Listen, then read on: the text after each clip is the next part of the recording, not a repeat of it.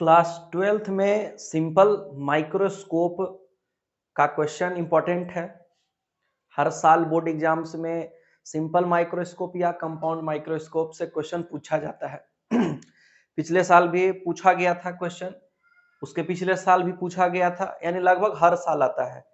तो अभी हम लोग सिंपल माइक्रोस्कोप के बारे में पढ़ रहे हैं। तो सिंपल माइक्रोस्कोप क्या है, ये जानने के लिए हम लोग को सीधा सा सवाल अपने मन में सोचना होता है कि माइक्रोस्कोप का काम क्या है। तो माइक्रोस्कोप अगर हम लोग को थोड़ा सा भी याद है तो हम लोग जानते हैं कि उसमें लेंस होता है और वो चीजों को बड़ा करके दिखाता है, जूम करके। यानी कि अब हम लोग को करना केवल इतना है कि हम लोग को एक लेंस सोचना है और उसमें यह सोचना है कि कब वो इमेज बड़ा करके दिखाता है। लेंस का 6 केस हम लोग देखे हैं, चाहे कन्वेक्स लेंस हो, कनकेव लेंस हो। तो कनकेव लेंस में तो बड़ा इमेज बनता ही नहीं है, तो उसका तो काम ऐसे ही खत्म हो गया, उसमें तो डिमिनिश्ड इमेज बनता है।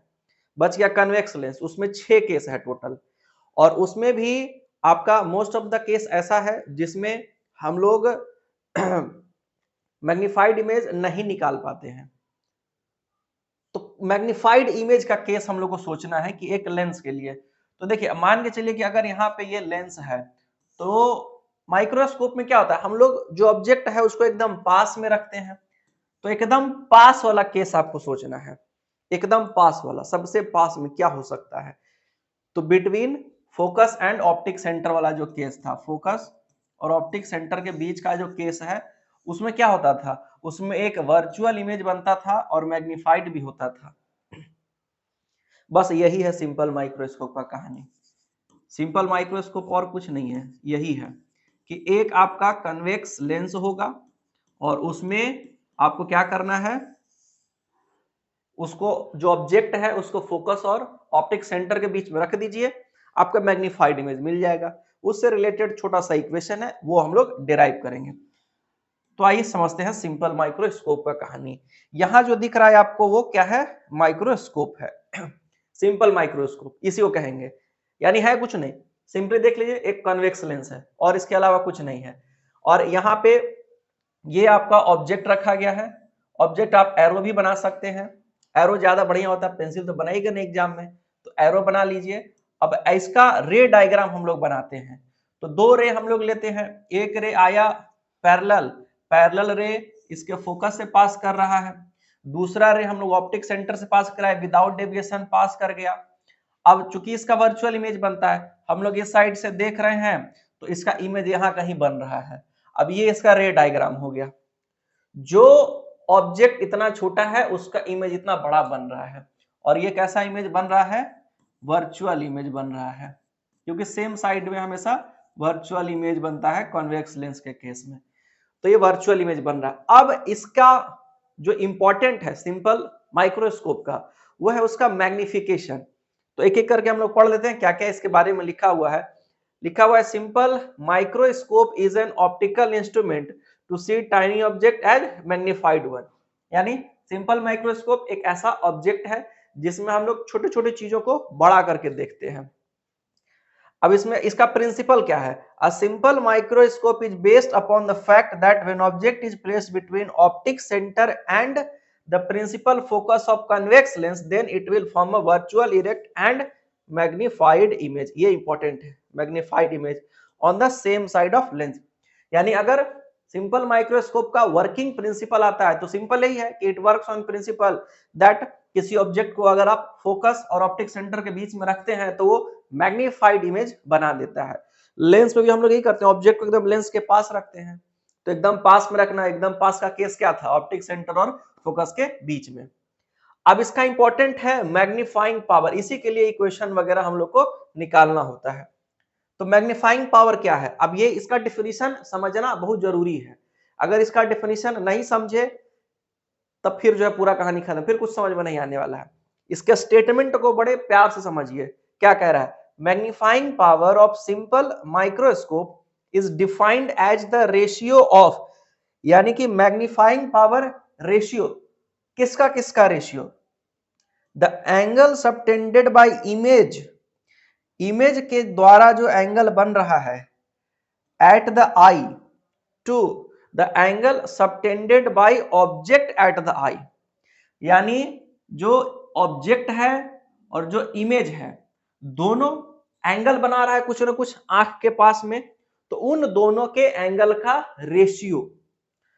अब यहां पे दोनों का एंगल दिख नहीं रहा है, दोनों का एंगल सेम लग रहा है, तो कैसे दोनों का एंगल हम लोग पता करेंगे? तो देखिए हम लोग यहाँ पे एक छोटा सा डायग्राम और बना लेते हैं। मान के चलिए ये लेंस है, ये ऑब्जेक्ट है और ये इमेज है, और यहां पे आप देख रहे हैं ऐसे करके, तो एक रे आपका ऐसे फॉलो कर रहा है क्योंकि यहां इमेज बन रहा है, तो ये जो एंगल यहां बनेगा ये इमेज वाला एंगल हो जाएगा पहला।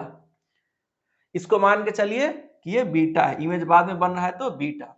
अब ऑब्जेक्ट वाला एंगल आंख के पास कैसे बनेगा? तो अब यहां से तो रे बना नहीं सकते हैं, ऑब्जेक्ट को करना क्या होता है, यहां से उठा के यहां शिफ्ट करना होता है इस पोजीशन पे ऑब्जेक्ट को, इतना ही पैरेलली एकदम जो है इधर बढ़ाना होता है जितना बड़ा ऑब्जेक्ट है, और यहां से जो एंगल बनेगा, यहां से जो एंगल बनता है तो ये मिला के यहीं पे आता है अल्फा। अगला रे डायग्राम में इसको दिखाया गया है, जैसे इस तरह से देख लीजिए ऐसे बनता है।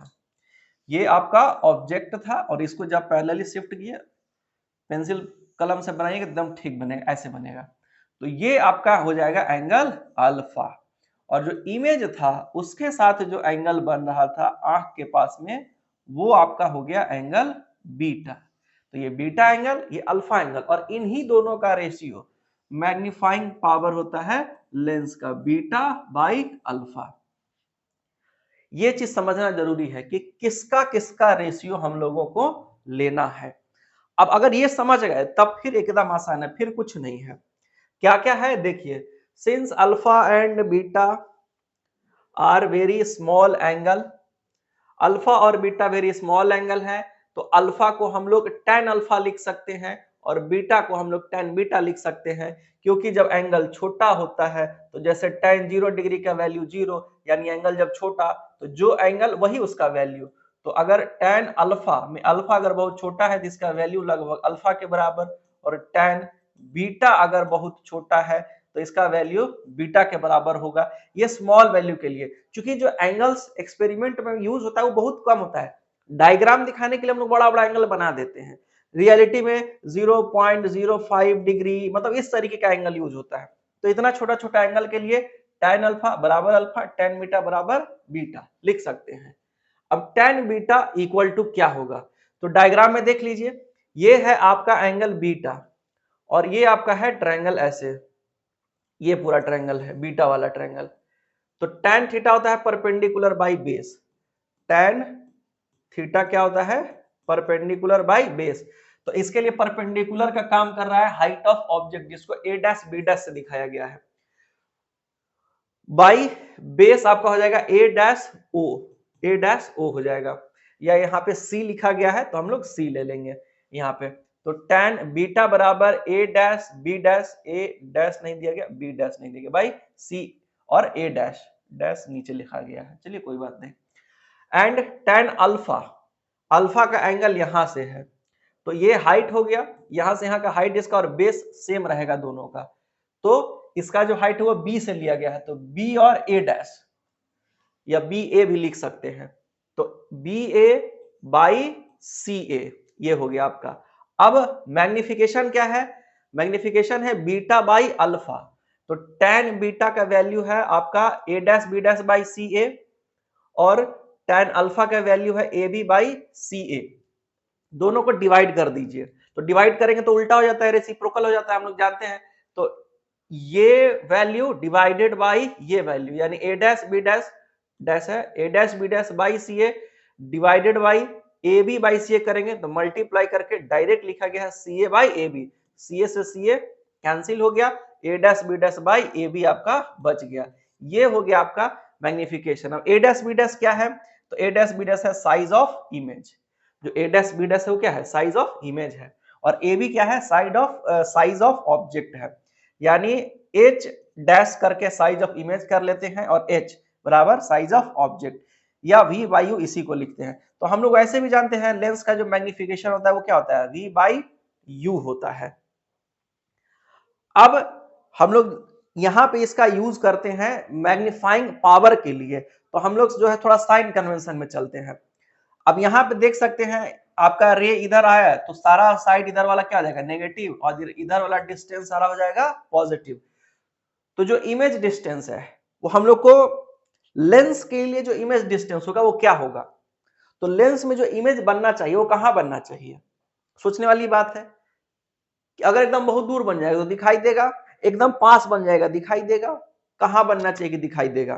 तो हम लोग जानते हैं लिस्ट डिस्टिंक्ट विजन सबसे बेहतर विजन होता है, तो वहीं पे इमेज बनना चाहिए, लेंस इस तरीके से बनाया जाता है। तो इसका जो ऑब्जेक्ट डिस्टेंस जाएगा माइनस डी, इमेज इसी साइड बन रहा है तो नेगेटिव होगा, ऑब्जेक्ट डिस्टेंस माइनस यू होगा तो मैग्निफिकेशन बराबर डी बाई यू हो जाएगा, दोनों का रेशियो कर दिए क्योंकि वी बाई यू हो रहा था। अब लेंस फॉर्मूला इसमें लगा देंगे, 1 by v minus 1 by u बराबर 1 बाई एफ होता है, तो 1 बाई वी के जगह पे हम लोग क्या डाल देंगे माइनस डी डालेंगे, और 1 बाई यू तो यू के जगह पे क्या डालेंगे माइनस यू, तो वैल्यू जब डालेंगे तो minus you minus minus cancel होगा और आपका प्लस यू बन जाएगा, v के जगह माइनस डी डालेंगे तो negative 1 by F, 1 by u equal to side इसका चेंज कर देंगे तो 1 बाई एफ और उधर जाएगा तो ये प्लस 1 बाई डी हो जाएगा। अब बोथ साइड हम लोग क्या करेंगे डी से डिवाइड कर देंगे, डी से, यानी डी बाई यू बराबर D by D plus D by F, ऐसा कर देंगे तो ये कट के आपका हो जाएगा 1 जो कि यहां लिखा हुआ है D by U D by F, और डी बाई यू बराबर क्या होता है डी यानी कि इमेज डिस्टेंस और ऑब्जेक्ट डिस्टेंस, तो ये मैग्निफिकेशन होता है, तो मैग्निफिकेशन बराबर 1 प्लस डी बाई एफ। ये फॉर्मूला आ गया आपका मैग्नीफाइंग पावर का एक सिंपल माइक्रोस्कोप के लिए।